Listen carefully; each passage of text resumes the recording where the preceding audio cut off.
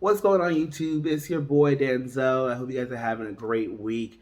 If you're new to my channel, you never met me before, make sure you hit that subscribe button, you turn on your post notification, you like this video, and just stay tuned because I have so many topics that I want to have a conversation with y'all, and I want you all to engage with me in the comment section below. So even as you're watching this video, just go right down in the comment section, share your feedback with me.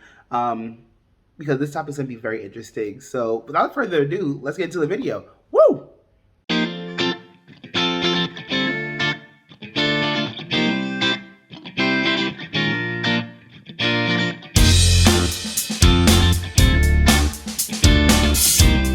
Alright, so before we get into this week's topic, first I want to start by just saying that I am now in season 28 of my life.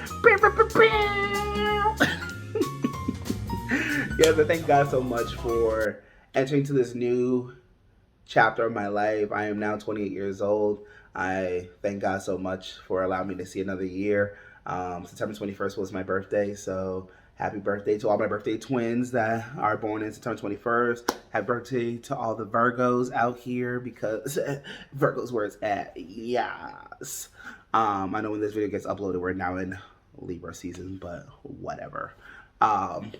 But I thank God so much for this next chapter of my life, and I just want to just give you all a quick encouragement that you can take with you for the week, for the month, for the rest of your life. That if you follow me on my Instagram, it's linked down below, as well as all my other social media. One thing that I've always learned, well, actually not that I always learned, but one thing that I like to do for my birthday is I like to set a theme song for my birthday, and I'm gonna link that song down below too. And this song is called Big by Pastor Mike Jr. And there'll be like a little like note that you might have like seen somewhere that links you right to that video so you can watch it. But one thing that he basically talks about in that song is that when God opens up the windows of heaven, he pours out a blessing, and you're not going to have room to contain it because it's going to be big. So there's this image right here that I've always thought about when I listen to that song, where it's like you have this little girl that's holding this tiny teddy bear, and you see Jesus bending down over it with his hand stretched out, asking for that teddy bear because he has a bigger teddy bear behind him. And if you basically relinquish all of your problems, all your worries, all your stress, just all of you to God, he has bigger in store for you. He has bigger and better things. So don't hold on to all the little things in life. Hand it over to him because he says he has big things in store for you. So that's the encouragement I want to leave you with for the week, the month, the rest of your life, however you want to take it. That's the encouragement I have for you. But for this week's topic, as many of you know, I've just recently graduated with my master's degree. And when I was talking with my friends from this video here, during our brainstorming session, we basically were kind of like talking about like, you know, what are some of the different topics that we can like look at. And one of the things that we noticed when we were scrolling through YouTube is a lot of people like talking about like, you know, being black in a PWI, being black at a historically black college. And for those of you that don't know what that means is, you know, a predominantly white institution in historically black college, HBCU. And for me, I actually have both experiences. For those that may not know that about me, I have both experiences where I've actually been in a predominantly white institution and a historically black college, all within like kind of like the same academic year. So I kind of want to take y'all on that journey and just talk a little bit about it. So undergrad, I really don't have nothing really to compare it to because I feel like in people's eyes, they'll still categorize, well, one of them is definitely PWI and the other one, which I'm personally debating about, but I feel like in other people's eyes, they would definitely categorize it as a PWI. So I'm going to focus on my graduate experience. So when I first started out my graduate journey in 2017, after I graduated from undergrad, I actually went to West Virginia State University, which is considered to be an HBCU. But then in 2018, I ended up transferring and I went to Northeastern University, which is a private PWI.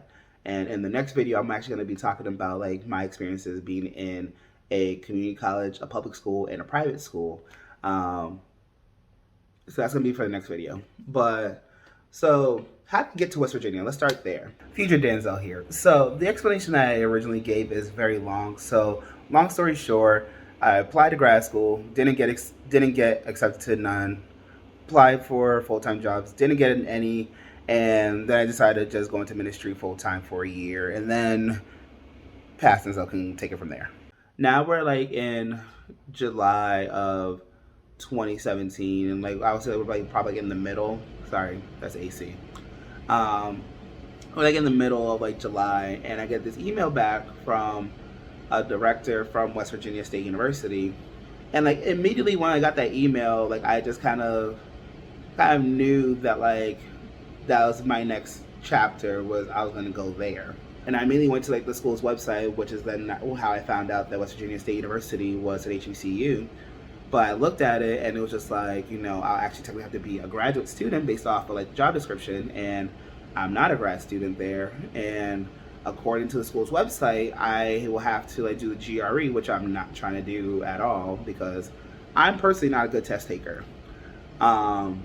So they went and did like some digging around and came back to me probably like within like a couple days, or maybe it might have been the same day. I don't remember, but the response was then basically, the Masters of Public Administration program, like the chair for that program said that if you get the job, they'll just waive the GRE for you altogether. So I'm like, okay, cool. So we scheduled the interview, did the interview, but then by then it's like I knew like my transition was coming up, and I was gonna be leaving Massachusetts and moving down to West Virginia. And now we're like towards the end of July, I end up getting that email back like saying like, congratulations, you've been hired. When can you start? I'm like, well, you just tell me and I'll just make my way down there. But I just want to remind you that I have like this family vacation that I have coming up. Going into like the education. Now, the MPA was not for me at all because I knew that's not what I wanted to study, and I just did it because again, like they waived my GRE, but I wanted to go into the media studies program, and I want to make this like a very short video. I want to keep like dragging it out, but educational wise, it just wasn't the best fit for me because career wise, what I was looking to do was wanted to go into directing and producing my own TV shows and films. And I personally felt like with that institution in particular, they were just more so focusing on research aspects. Now, even though when I did like switch like for the spring semester to the media studies program, one of the classes that I had, I did like develop a thesis topic of like, like having like a video study done with black students that attended like a HBCU and also attended a PWI. So with West Virginia State University, even though it is categorized as an HBCU, but at the same time, like underneath all that, it was very much so a PWI and like the public eye.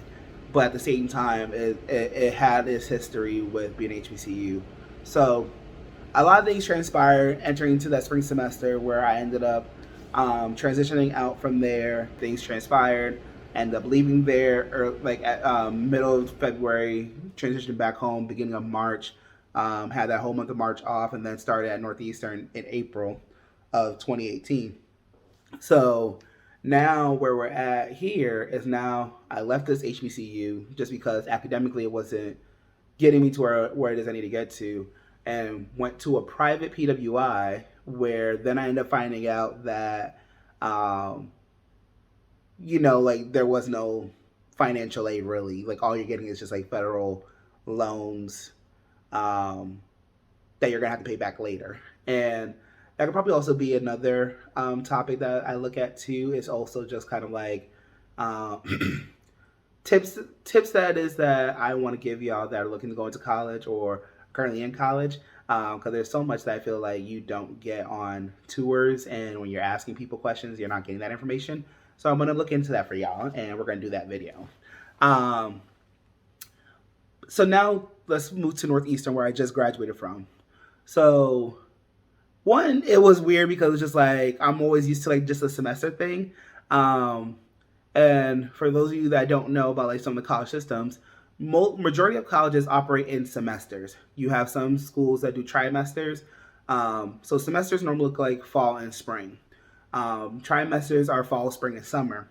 But for the very first time, I was actually in a program where we do quarters. So you had a fall quarter, a winter quarter, a spring quarter, and a summer quarter, which was very interesting. And normally they only accept cohorts for the fall and winter quarters. But yet, because I was the non traditional student, I came in during the spring quarter. But when I got there, because again, I was commuting at the time, I did have an in person class, but like after that first class, they almost made me miss my train to go back home. So I'm just like, you know what? We're just gonna just do the online classes. Got two online classes that happen on two different parts of like the spring quarter. I'm like, we'll just do that, and if I get a job with the residential life on campus, then I would just transition to being on campus, and I could do all my on-campus classes that way and don't have to worry about commuting. Um, so with then doing that, did my online classes, and it like going through. I was there for about 3 years, and with not talking about work wise, but just as a student, there was a lot of ups and downs that I was experiencing because again, it was just like just the fact that like there was like no type of financial support for students that were doing their master's program, and with the college that I was in, it was set up for working professionals. Like especially the graduate program was like set up for like working professionals, so like folks that already had full time jobs, but like they never encountered like actual students that aren't working full time like myself, and trying to find like any type of support systems just was non-existent. So all the scholarships that I found like that can pertain to graduate students, um, it didn't allow people from my college to apply to them, which I thought was very discriminatory. And no matter who I brought it up to, it was just like that's just the way life was. And I'm just like, okay, fine. So then when I started working at my new job, so I was working in Rise Life, and then in 2019 I transitioned from them to start working somewhere else. I didn't know that there was a scholarship that was done through the John D. O'Brien African American Institute, and it was a full tuition scholarship. And it was when I ended up getting that scholarship. Um, I'm trying to remember if it was no, it was actually when I was working there. So we're gonna fast forward to fall of 2019, where I ended up encountering this graduate student government, and the person that was a part of it, the president himself, he basically reached out to, well, no, not him, the vice president, executive vice president reached out to me, and because they knew of the work that it was that I was doing, like as like a filmer, and they wanted someone to help with their campaign. So that's when I actually started getting more like of the filming experiences of actually doing stuff on my own, which then because I bought my camera equipment in February 2019, so I started doing photos, and I kind of launched my own photography and video business.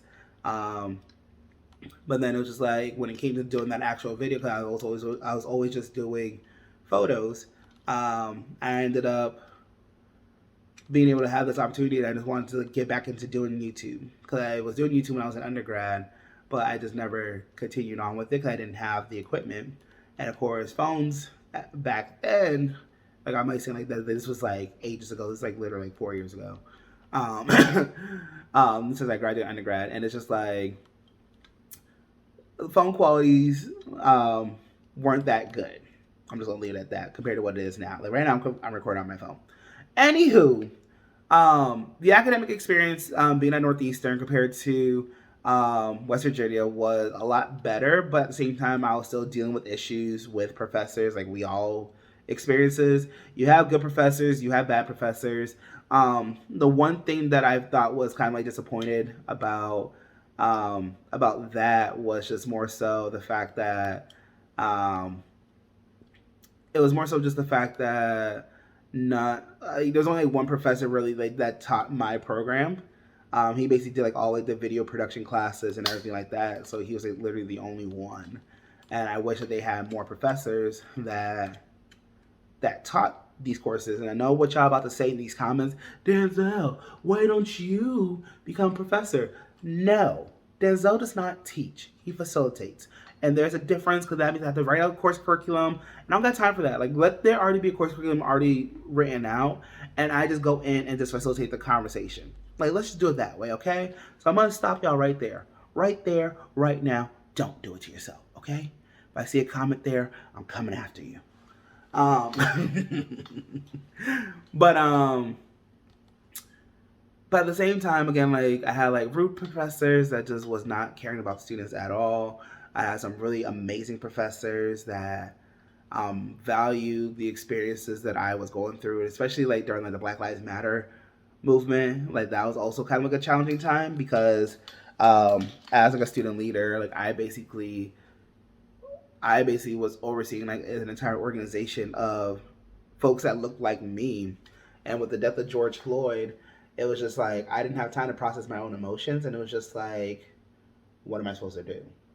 Like I don't have time to process. Like I need to deal with other people. I need to deal with other people's emotions. And with one of the classes that I was in, I remember like I reached out to like two of my team members because I'm just like, well, they were both my team members, but they were also like one of my good friends, two of my good friends, and it was just like I was like telling them like I'm just like very just like emotionally like not here. Like I feel like if I go into this class, like, I'll just be completely just shut out. Like I already emailed the professor, she has not contacted me back, and I just think that this is not going to be very good for my mental health. So then it was just like they both like went to bat for me and advocated for me, and I like somebody that I knew that was at the college at the time. He had like this yellow Black Lives Matter background for like his Zoom and Teams and all the any meetings that I went to. I had that background on because it's just like I need y'all to understand where it is that I'm standing at, and I need y'all to realize how important this is. And the fact that I took two of my classmates to actually reach out to the professor on my behalf for her to respond to my message was very thought provoking. And it just showcases where we're at still, where there is like this delay that professors do. And again, I'm not saying that all professors are like this because you don't know what happens behind closed doors, but it's still just the fact of like, this is where we're at right now. And I personally just am so grateful for my experience because Northeastern has taught me a lot more about the importance of advocacy in regards to the BIPOC community, the Black, Indigenous, and people of color community, um, and being more self aware of like your own self, knowing that um, with the way that things are for me, I have to get to the point where I can make sure I'm taking care of myself. So I did start going to seeing a therapist um, in 2020. I want to say I started in when did I start seeing him? Actually, no, I didn't start seeing him until this year. I started seeing my therapist in 2021, but now I got to find a new one once I start getting like the South Carolina health insurance and stuff like that. But the one thing that the main takeaway from this whole story is that because there's so many people that go to HBCUs that hype up HBCUs, there's so many people that go to PWIs and they're hyping up their PWIs. At the end of the day, what the main source that I want to give to you all is that you have to whatever it is that you pour into a school is what you're going to get out of it. So if you just want to be silo and not want to um, engage within the community that you're in, then you're going to have a terrible experience, to be honest. But if you put yourself out there and you're getting involved in the campus, whether you're joining a student organization, you're a student employee at an office that you want to work at, you're doing research opportunities, you're doing study abroad programs, you're doing co-ops, so on and so forth, you're going to have a better experience because what you're putting in is that you want to have that great experience. But a lot of times what folks don't do is that they don't put in they don't put themselves out there to have that full out experience. And when I was down in West Virginia, it was kind of hard for me to put myself out there because it was just like, I'm an employee of the university, but also I didn't see any graduate programs that um, any graduate organizations that existed. And yeah, I could have went through the process to like establish one, but it was just like it was kind of hard. So I was I was a part of a church that was down there, and they were right on the college campus. And um, part of the work that I did ministry wise on my own was I created like this little small Bible study group with some of the students that I met. One of them was one of my supervisees. Others were just residents of the campus, and I invited them to like this like little Bible study that I was doing, and we would just have like these different Bible talks. And then I was gonna actually start up an organization, but then it was just like I ended up leaving. And then when I came to Northeastern, again, like I sought out different groups that I was thinking about getting a part of, and then I get added to the one I was president over for 2 years, and just being highly involved that way in so many aspects. Like if you ask any of my friends that are currently at Northeastern and those that I've graduated with, they can tell you about all the things that I've ever done with the organization to keep it alive. And then now I'm like serving as an alumni advisor for that organization. Um, but it's just one of those things where it's just like I put myself out there to where now I have this title of being mayor of Northeastern.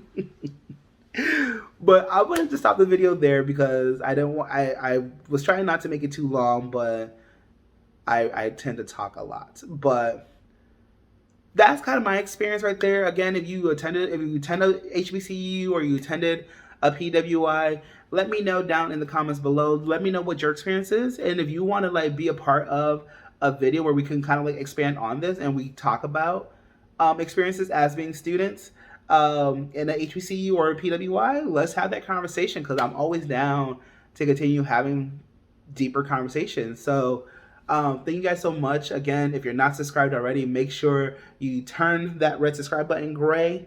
You hit the bell and turn on the post notification. You give this video a big thumbs up, and we'll see you next time.